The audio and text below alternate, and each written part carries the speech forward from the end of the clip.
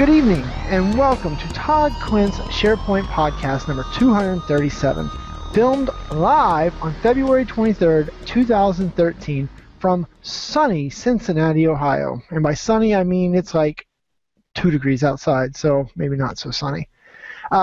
Anyway, I am your host, the illustrious Shane Young, the man with a voice for still pictures and the face for radio. You are stuck with me for this lovely edition. And first off, we'll jump in. I would like to say thank you to our sponsors. Well, actually, we're here in the Rackspace Cincinnati office, but they provide all the bandwidth and all the resources for this lovely show. They provide me with a room today. They give me a paycheck. They give Todd a paycheck. So your friends and mine's Rackspace.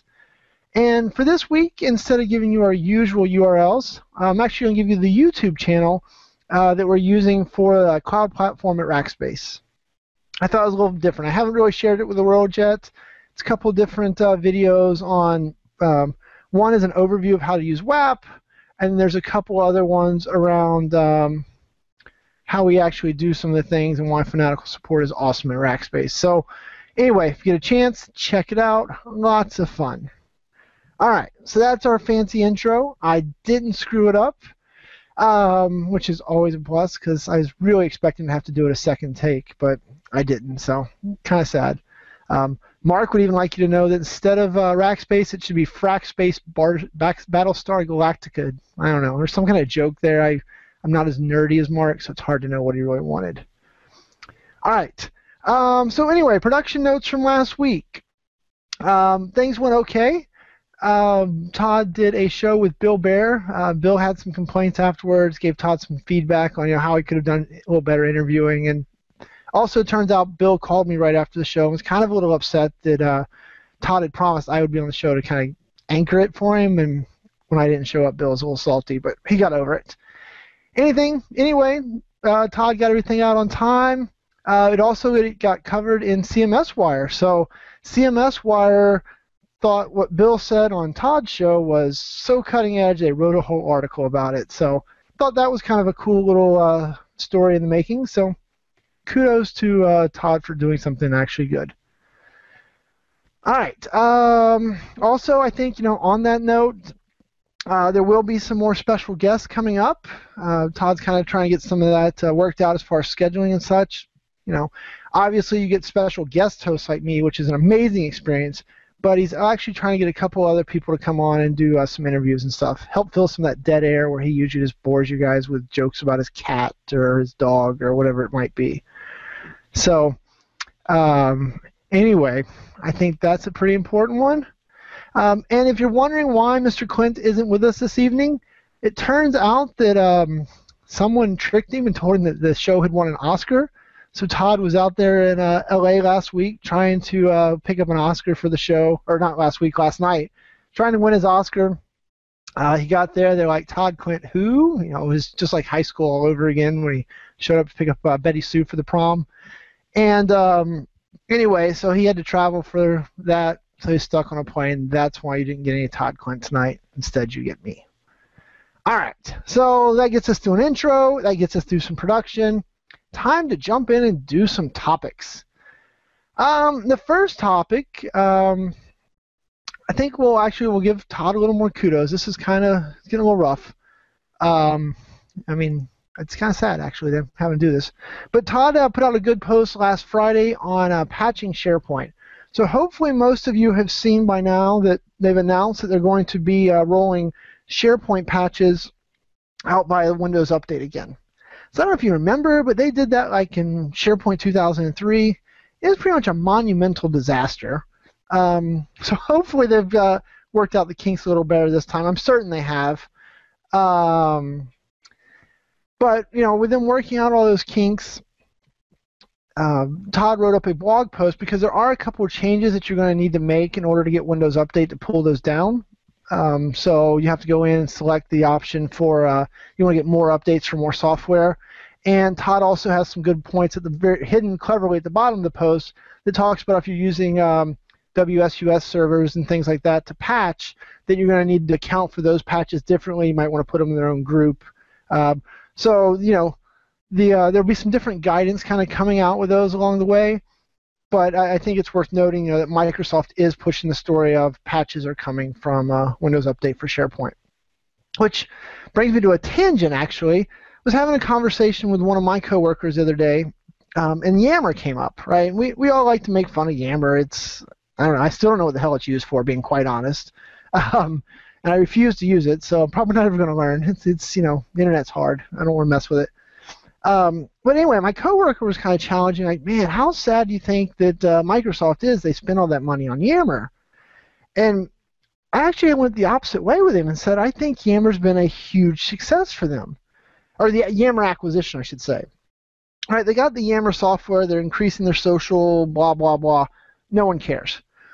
The really neat, interesting thing that Yammer did, and I think Todd and I have talked about this a little before in the past, but Yammer was really, really, really, really good at pulling in, real-time user information, what features users were using and how they were using them, and then rolling updates on a continual cycle, right? Yammer, before Microsoft acquired them, was able to roll out updates on a daily basis if they needed to.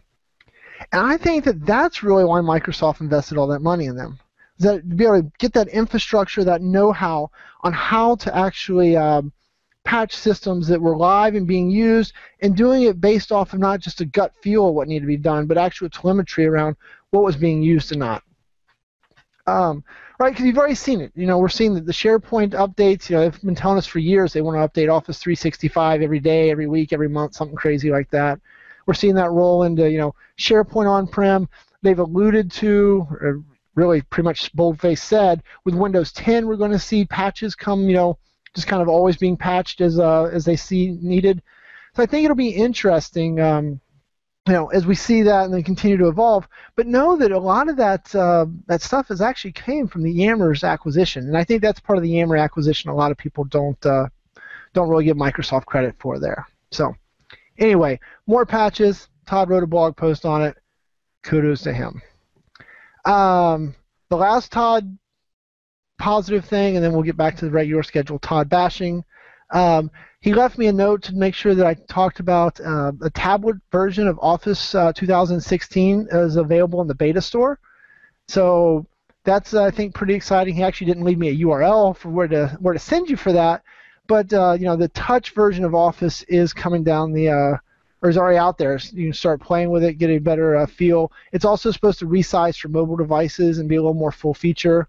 Those of us that have Windows phones today, we're used to being able to do Office on our Windows phone. It works okay as long as it's not an overly complicated Word or Excel or PowerPoint or that type of thing. But so this is supposed to be that next iteration of going beyond just doing basic ones to starting to be able to have rich Office documents in the different browser and tablet clients and take advantage of them. So look forward to that. Apparently, if you want to beta test that, you can jump out there and do that. I'll be honest, I've been pretty wimpy this time. I haven't done any beta testing. I haven't installed Windows 10 yet, so my geek card is kind of out there. I might lose it, but yeah, a lot of testing there. Still got my Windows 1020 phone, so I can't really put any new updates on it. I'm a little afraid it's going to melt, so I need new hardware. Someone buy me some hardware so I can test some Surface Pro 3. All right. Anyway. All right. So that brings us into our next little topic here. And the next one I wanted to talk about for a minute is the PowerShell Desired State Configuration. So hopefully, through all the years of Todd beating it in your head, PowerShell has become very important to you. And hopefully, as you've looked at that, you've realized that with PowerShell, it's kind of in a framework, right? We're on PowerShell 4 is, I think, the current production version. And with that, though, one of the key things they've introduced is this concept of desired state configuration. And while I'm not going to dive into the deep parts of it, right? I'll save the nerd stuff for Todd. But what's interesting with it is you can actually take it and look at something like like the Hyper-V configuration, right? You can tell it to look at the configuration, all the different settings for that particular Hyper-V server, capture those into a file, and then on a daily, weekly, whatever type of cadence you want, you can actually run that configuration file against that server and make sure that it still has those same configuration settings. Also, because those settings aren't necessarily tied to the server's name and stuff, they're more about the configuration, what features, what virtual networks, what type of hardware settings do you have, that you can actually roll those against new Hyper-V servers and things when you bring them. And it's not only Hyper-V, it's all the different features and windows you can check the state with. But I think it's a pretty neat tool. So, for example, in the cloud platform stuff that we're doing, we're actually able to stand up, multiple Hyper-V servers for a customer, right? Build out their farm. Then we run the desired state config to capture that configuration. Then if the customer adds additional ones, right, we can pop them with those same configs. But really more important than that is because we give customers complete access to the hypervisors, they can go in and do some suspect things, shall we say. And when they do those suspect things, what we can actually do is when we run the desired state config against it, we can say, hey, you made your hypervisor an Active Directory server. That's not supported. And then, blow it back out and take away the Active Directory roles if we wanted to in an automated fashion. It's a really powerful tool. Big fan of it. Opens up a lot of the doors for keeping people out of trouble, especially those of you that have to share your administration duties with lesser admins or even developers. Eek. So anyway, with that, I've got you a nice little link here to Microsoft's got some free training on that. So if you're new to I always say DSC, so it's hard to say the full name. If you're new to PowerShell Desired State Configuration, then be sure to check out that training. I think it is this week. It'll be recorded. And then there's an advanced version of the training the next day. So if you're into, if you've kind of taken that first course or you kind of have an understanding of it, you can jump straight into that second, more advanced course, both free through the Microsoft Virtual Academy. And so we know there's just all types of fun things out there. So check it out. All right, next on our list of topics is our friend SuperFish. Ugh. Show sponsored by Chick-fil-A, apparently. Like that product placement. Good job on them. No, really, they just have good sweet tea. So, and I'm drinking it at 9:45. So while I'll be wired for the show, I'll be up until 2 o'clock in the morning. What do you do? Anyway, all right. Back to our friend SuperFish. So SuperFish, we all heard about that, right? It's the software on the Lenovo laptops. It's doing a man-in-the-middle helpful situation to make sure they show you better for you ads when you're surfing the internet. In reality, we all know it's a bunch of adware that they've shoved in the middle to try and charge somebody $1 for, so those people can make 50 cents off of you when you're doing your internet shopping. So Lenovo said, our bad. We'll take it away because apparently that ability to do man-in-the-middle attacks, especially on SSL sites like your banking website, might be a bad idea. It might be a security flaw. Anyway, you probably all knew that. But what I found interesting I was reading about today is it turns out that engine that they use, that the SuperFish folks use to play the man-in-the-middle, there's a whole group of people, a whole group of software that's actually using that same engine to play the man-in-the-middle. Even some of it calls itself security software. So if I think it's worth checking out the article here linked and making sure you're not running any of that software, because there's a whole breed of them now, right? That all the hackers in the world, all the script kiddies now know that you're all running all the software that's got these uber trusted root CAs or SSL certificates on the box to do some man-in-the-middle stuff. So, it's not bad enough that we got the NSA stealing our stuff, right? But now we've got Lenovo pre-installing software to help people steal your stuff. I mean, I don't know what's next. How Grandma keeps her password safe these days, I don't know. Good thing she just clicks on every link on the planet, right? So that way she just overwhelm them with too much information for them to ever snoop through very well. So anyway, make sure you check that out. It's very interesting that SuperFish is built on some technology that a bunch of other vendors are using. All right, brings us now to a touching personal story. So, being the type of people who found this podcast and, people that poke fun at Todd on Twitter or Facebook or Instagram or Snapchat or any of those other crazy things these days, we all know about social media pretty well. And for the most part, being good little nerds, we kind of understand the pros and the cons. We know that if we go out there and tweet our email address, that somebody's going to sign us up for some websites that we don't want to get emails from on a weekly basis, right? We kind of know the dangers of it. We know if somebody, impersonates someone else we know, to kind of pay enough attention to be like, this doesn't add up. When Todd tweets me asking for $1 million for bail, I kind of look at it and go, that's probably not really Todd, because he knows I wouldn't give him any money for bail. So this is probably a scam. So we're safe. But the thing I think we need to be more cautious about is our family. So this week I was doing my usual social media rounds. I kind of rolled through Facebook. I was bored. Nothing there. I jumped over to Instagram. I'm not a big Instagram guy, but I do it just enough to pretend like I know how to use the program. I really I wanted to learn how to use the Valencia and the XX Pro filters for pictures. I don't know. Those are Instagram words I just used. Aren't you impressed? But anyway, flipped over to Instagram, and my one of my relatives, I won't expose who he was, but he was out there, and he was posting some different pictures, and in the comments of his own pictures, he's leaving his cell phone number. He's like, oh, text me, what you think of what I just did or something. And he's got a wide open to the whole world Instagram account. Like, buddy, you can't be doing that. But so instead of just intervening, calling him up and telling him straightforward, what did I do? Well, I got out my phone that he didn't have the number of, and I started texting him as a random stranger. And he played right along. I'm pretty sure if I'd offered him a 6-pack of Zima, we could have had a good old episode of, To Catch a Predator or something. So I messed with him for about half an hour. I got bored. Finally told him who it was and told him to quit being an idiot.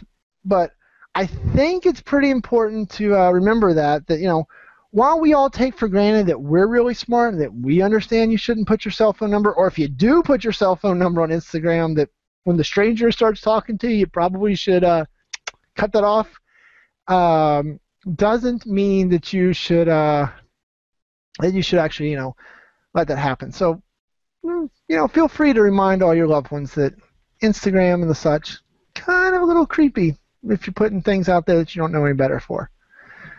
Mike's Hard Lemonade. Yep, that would have been, Zima, Mike's Hard Lemonade. Those are all the things that were always on TCAP. So, all right. Anyway, that's my idiot relative. All right, back to the technology world. So also exciting news from today. Microsoft released some new features for the Microsoft Band, and with those new features for the Microsoft Band, it was really their first jump forward, I think, on the software. They introduced some new workout programs like cycling and some different things like that. And one of the interesting things that they actually put on there is they added a keyboard. So it'll be interesting to see. Apparently there's a touch keyboard. Somebody else was tweeting that it worked pretty well. I don't know how that's going to be. They also did some new ways for reading your notifications. So I don't know. I throw that out there. Most of you have, or not most of you, but several of you have bands. So I'm really kind of putting this out there to kind of get the feedback rolling in. I know Todd's got one as well, so he'll probably want to nerd out about all the features next week after he gets the updates loaded. But it'll be interesting. I'm also curious. They said that they added a workout for cycling. So I don't know how. I guess it's really just doing the cycling based on the distance you travel with the GPS, because it's not going to get steps unless you're going to put it around your ankle. So it'll be interesting how they implement some of that. They also, with the band, they updated. So it used to be you could only use only use your cell phone. So your Windows, your Android, or your Apple device. But now they've actually added a website where you can interact and get a little more rich experience with some of your data that you're starting to collect. Finally, it connects to the Health Vault. So a lot of cool stuff. A big jump forward today for the band. So look forward to hearing a lot of your feedback on it once you get to it. Also on the band front, Microsoft also released the SDK preview. They're really, this is Satya's world, right? They're really just preaching the interoperability, and they want people to develop and take advantage of the hardware. And they reiterated again, they're working with some of the other hardware vendors to kind of get them all in line and playing nice. So should be interesting. But I thought it was neat to see, a major update and the SDK preview all rolling out the same day. All right, so that gets us through our technology stuff. I think now what I want to do is I kind of want to switch gears. If you hate when I talk about businessy topics and such, you can really blame Jack. Jack always pushes me and says that he prefers when I come on here and talk about the businessy stuff because the tech stuff gets really boring for pretty much all of us, and that's all Todd will ever drone on about. So drowned. That's all Todd's going to drone on about. Anyway, so I wanted to talk a little bit. Our friend Scott Adams, and if you don't know Scott, I mean, he's a good personal friend of mine. No, just kidding. He's a guy that writes Dilbert. He released a book recently called How to Fail at Almost Everything and Still Win Big. And so one of his chapters, they actually published a nice little article about it, and so put that here in the notes. But it was interesting to see, because it speaks to one of my favorite topics, right? The chapter is, or the title of this section, because it's not the chapter name is not allowed to be said on here. I get in trouble for using bad words. Todd yell at me. But it's passion is overrated and goals are for losers. So when I saw the title, I was like, yes! And I have to say that the slides that accompany it have not let me down, and I look forward to actually getting a chance to sit down and read the book. But, right, so we'll talk through them here in a second. But one of the big things for me here is the whole concept of goals are for losers. So you would never know it from talking to me, but at the illustrious Rackspace or Frackspace Battlestar Galactica thing, that joke that Mark made earlier. But at the Rack, I am a director of blah, blah, blah, blah, blah, blah, blah, blah, blah, or I was, and I got another title. Anyway, I've had to do a lot of performance reviews for people over the last 3 years. And in doing all of those, one of the big sections that Rackspace harps the leaders about is set goals for your people. I can't tell you how much I hate setting goals for people. Couple reasons. One, let's get the obvious one out of the way first, right? I'm lazy, and setting goals takes a lot of work, so that's the first reason I don't do it. But the second reason I don't do it is for me and my teams especially, right? I've always been one that, I've had people that are, I don't want to say go-getters, but, very motivated employees who I ask to do the world, so I can never set them a goal, right? I can't be like, please install 27 SharePoint servers between now and your next performance review. Right, I've got people that, we're always doing new cutting-edge things, right? We're rolling out new products in the SharePoint space. Now I'm rolling out this cloud platform stuff.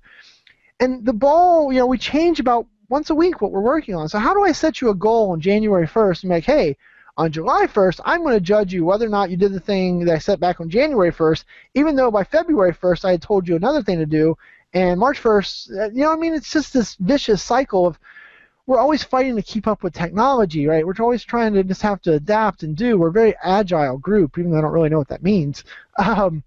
So I've always been very anti-goal because I don't think it does justice. I understand there are certain people in the world that need goals, right? So like if I was managing a bunch of cashiers and I needed to get, I could see setting them a tangible goal of get your transactions per second up by 10% next quarter, right?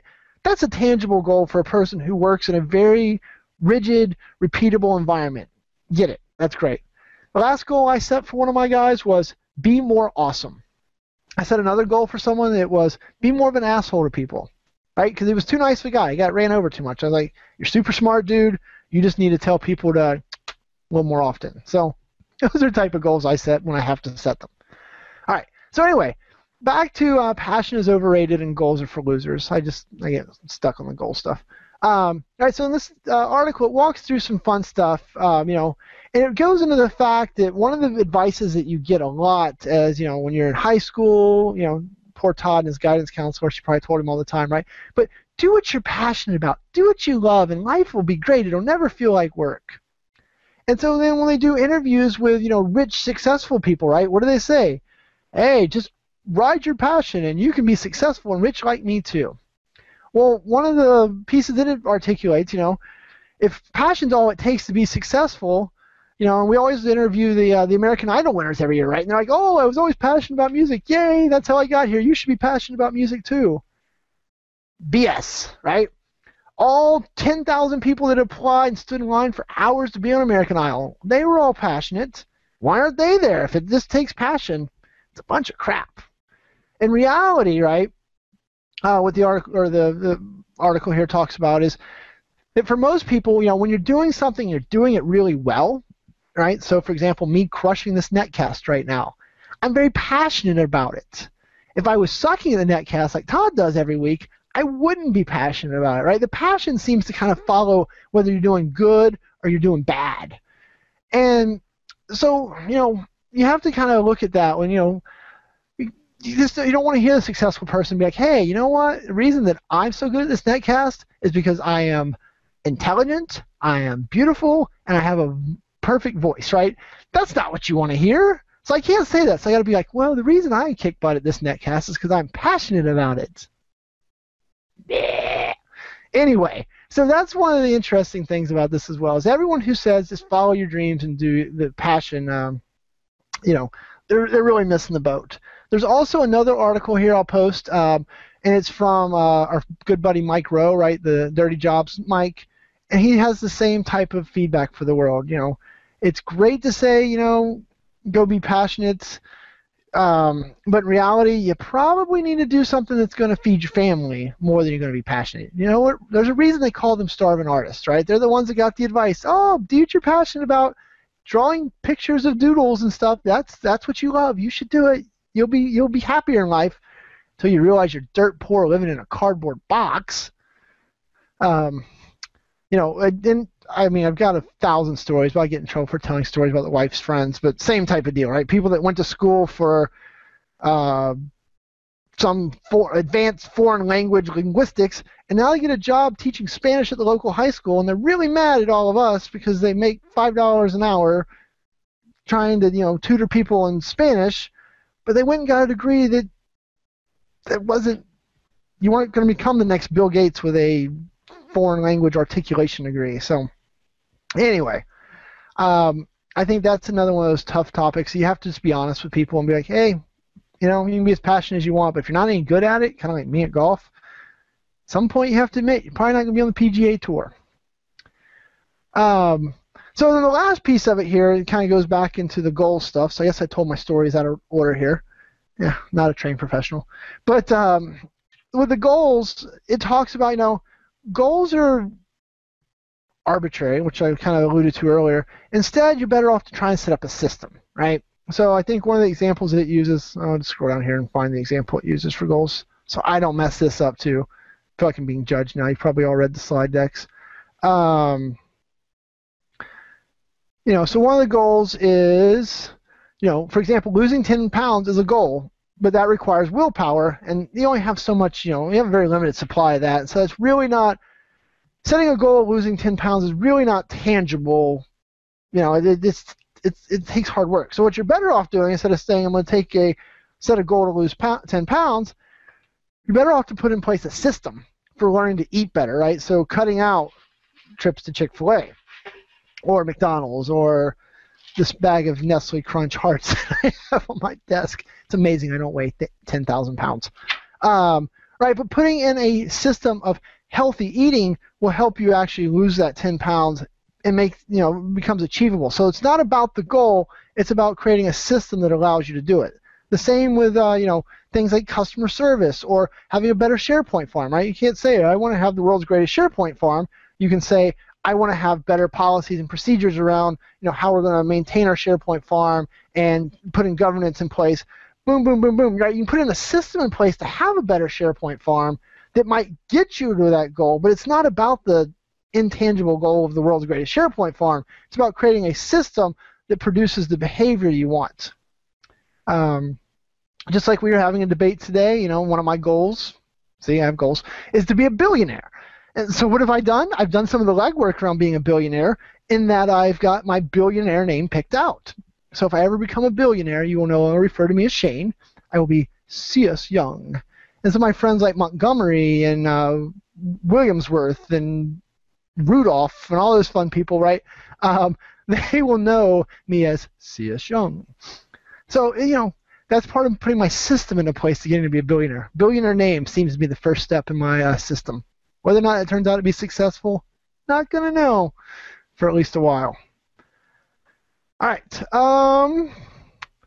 So I think that runs me through all my topics, which then gets me over to some promotions.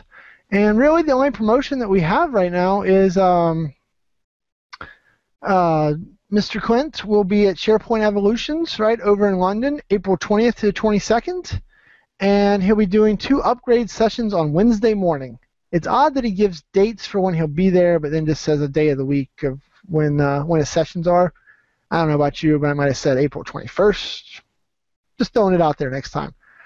Oh, now the chat room is talking about Waffle House and billionaire names for themselves. So good group over there. So anyway, that will get us through that, and that's the only promotion we have. And then the last little piece there is I just want to say thanks to our executive producer, Miss Laura Gowan, who has kept me together this evening, made sure that I have not messed up anything. Well, I mean, she can't stop me from messing up, but she can correct my mistakes and document what time they happen in the recording. So very kind of her and always appreciated. All right, I think that's about it. You guys, hopefully you enjoyed all the mess on my desk. I tried to clean up. Those are my animals from SharePoint 911 days. There's a picture of Todd sexually harassing me, aka kissing me at a SharePoint conference. So, what do you do? All right. Anyway, appreciate it. Have a good evening, and I'll see you next time.